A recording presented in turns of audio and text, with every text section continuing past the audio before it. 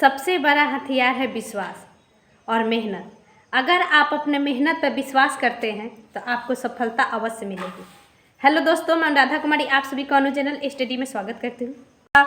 बहुत लोग बोल रहे थे कि 17 दिसंबर को नहीं होगा। आप एक दिन पहले देखे होंगे नोटिफिकेशन कि बिहार दरोगा उस दिन कोई हाई कोर्ट का भी एग्ज़ाम है, लेकिन ऐसा नहीं है कि एक एग्ज़ाम एक साथ नहीं होता है। अगर ऐसा होगा तो हाई कोर्ट के एग्ज़ाम को भी इधर कर सकता है, लेकिन 17 दिसंबर को नहीं होगा। तो 17 दिसंबर को बिहार दरोगा ने कह दिया है कि होगा। आगे देखिए क्या होता है, अभी कहा नहीं जा सकता, लेकिन आप 17 दिसंबर को टारगेट लेकर ही पढ़िए, ठीक है। सिलेबस से हटके नहीं पढ़िएगा। जो सिलेबस हमने लोड कर दिया है वीडियो, उसी के अनुसार पढ़ना है। वीडियो में देख लीजिएगा कि क्या क्या चैप्टर पढ़ना है, उस चैप्टर को तैयार कीजिए।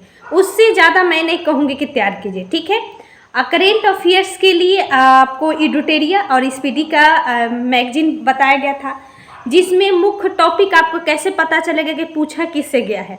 आप सबसे जो पहले एग्ज़ाम हुआ है, इसके पहले जो एग्ज़ाम हुआ है, जैसे कि 2213, ठीक है, मध्य निषेध का फाइनल दरोगा का एग्ज़ाम हुआ है, वो ये दोनों पेपर को आपको देखना है और उसमें देखना है कि करेंट अफेयर्स का की पॉइंट क्या है, करेंट अफेयर्स कौन सा पूछा गया है, उसको तैयार करना है। मान लीजिए कि करेंट अफेयर्स अगर पूछा गया है रैंकिंग से, तो आप रैंकिंग को 2023 का जितने भी रैंकिंग है और कंपेरिजन टू 2022, ये दोनों तैयार कीजिए, ठीक है। मतलब देखिए करेंट अफेयर्स को, क्योंकि करेंट अफेयर्स बहुत ज़्यादा है और वन लाइनर आपको तो पढ़ना ही है करेंट अफेयर्स में, ठीक है। जैसे कि वन लाइनर रहता है बीएसएससी में जो पूछा गया है, एडुटेरिया क्या कर रही है कि उसको एग्जाम वाइज दे रही है। बीएसएससी इतना तारीख को 23 जुलाई के जो एग्जाम हुआ है, तो उसको लिख दे रही है कि इतना तारीख को एग्जाम हुआ है और उसका करेंट दे रहा है, ठीक है। तो वो सब जरूर देख जाइए, ठीक है। और जो उसका की पॉइंट है उसको तैयार कीजिए, ठीक, करेंट अफेयर्स के लिए। और सिलेबस में सबसे ज़्यादा फोकस करिएगा हिस्ट्री में। बार बार मैं बोलती हूँ मॉडर्न हिस्ट्री को, मॉडर्न हिस्ट्री से छूटना नहीं चाहिए। खासकर 1857 की क्रांति, 1857 की क्रांति से लेकर 1947 जबान पे होना चाहिए। अगर कोई पूछ दे आपको कि विधवा पुनर्विवाह किसके समय में आया था, उसके समय गवर्नर जनरल कौन था, उससे कौन संबंधित थी, कब था, ये तीनों चीज़ आपको कंठस्थ होना चाहिए, मतलब जबान पे होना चाहिए। एक बार कोई पूछे, चाहे एक बार पेपर में आ जाए, बना लेना है, ठीक है। और साइंस के लिए, साइंस भी सबसे बड़ा रोल होता है इसमें।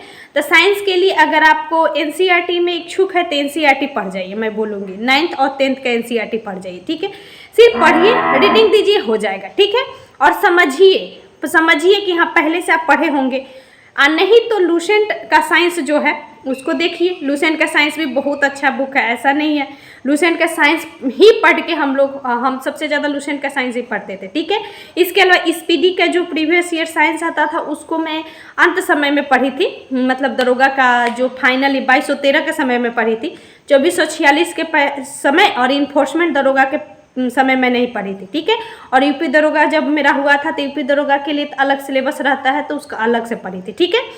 तो और अन्य जब एनटीपीसी था, एनटीपीसी में मेरा सारा लेवल में एग्जाम था, तो सारा लेवल में मेरा रिजल्ट हुआ था, तो उसमें मैं स्पीडी साइंस पढ़ी थी, क्योंकि वो स्पीडी से बहुत पूछता है, ठीक है।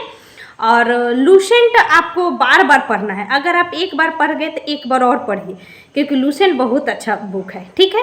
लूसेंट पर कमांड कर लीजिए और साथ में सेट नहीं छोड़िए।